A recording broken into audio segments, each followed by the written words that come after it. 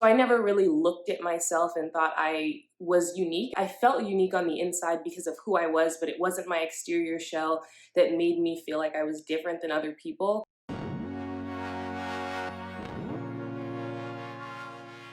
Oddly enough, I wasn't really bullied in school. A lot of my school experiences have been very pleasant, and online is where I was met with a lot of people who were, just kind of trolling, looking to get a laugh, trying to gain relevance by poking at somebody else, and that's when I first experienced that. And it was really interesting because I grew up so strong within myself at a younger age. When I was around 15, 16, dealing with this internet bullying, it didn't feel as real to me, and I am very lucky and privileged to have had the support system that I did, because I know a lot of people would not have been as ready to handle it as I was. So when people started making fun of my freckles, they would be like, she looks like a banana or a poppy seed bagel or a cookie.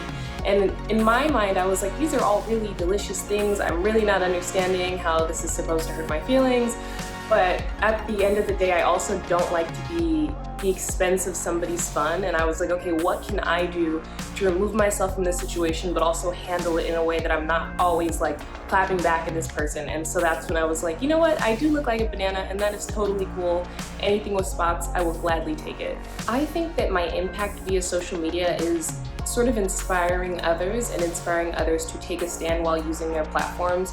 I definitely am slightly an activist in forms of communicating via social media, but I don't nearly do enough of the day-to-day work that some of the true activists are doing. So I think with what I do on social media, it mainly impacts others that are like me or feel like I don't know what to do, but I know I need to do something. I was really inspired to write my essay, Shrinking Myself, because I think, just throughout my entire life, but specifically during this quarantine, because I have had more time to spend with myself and kind of get in tune with myself, I had been noticing a pattern of never really giving myself the flowers that I deserve, or never just valuing myself. And we have a tendency to believe that our accomplishments and our achievements and our accolades mean that we are good people and mean that we are successful people, when in reality it's really who we are, our community, how we support one another, how kind we are. Those are the true things that measure who you are as a being. Coming into the modeling industry at this time of inclusion and diversity has been its own roller coaster. I think that people expect the new generation of models, the new generation of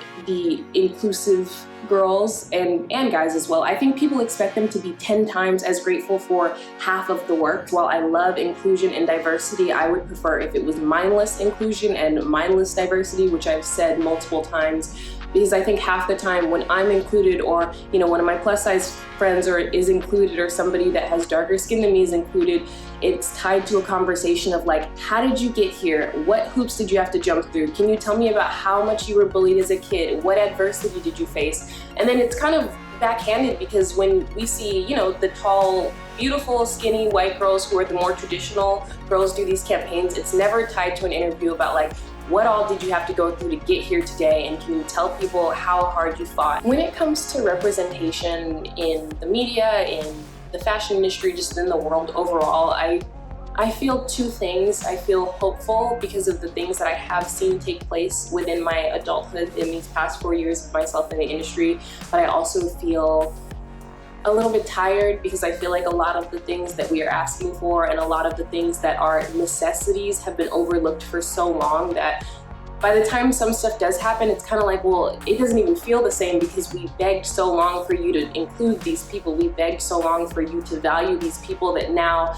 I don't even know how much you guys mean it. Is this because we've beat it into your head so many times that you're like, all right, let's finally just do what we're constantly being asked to do? I've had times where I felt very fed up with having conversations around my freckles and around like my story of coming into the industry. And I talked to another girl with freckles about it, and she was like, you may get tired of it, but there is gonna be a younger girl who's gonna see what you have to say, and it's gonna mean something to her. So that's kind of where I feel hopeful, in a sense that while maybe from a corporate standpoint, it's not coming from the place that I would like it to come, regardless, is if a little girl sees that image, or if a little Black boy sees that image, he might see it and be like, that could be me. Her story means love and connection and communication to me. I think that we have a lot of conversations that are very surface level with a lot of different publications and a lot of different corporations, and her story is, to me, genuine connection beyond surface level, getting deeper into how we are feeling as women, how we are feeling as women of color, how we are feeling as, non-binary LGBTQ. I think it's really diving deep into how we're feeling, sharing where we are at, sharing what we've gone through, sharing experiences in order to create that legacy on for the next generation.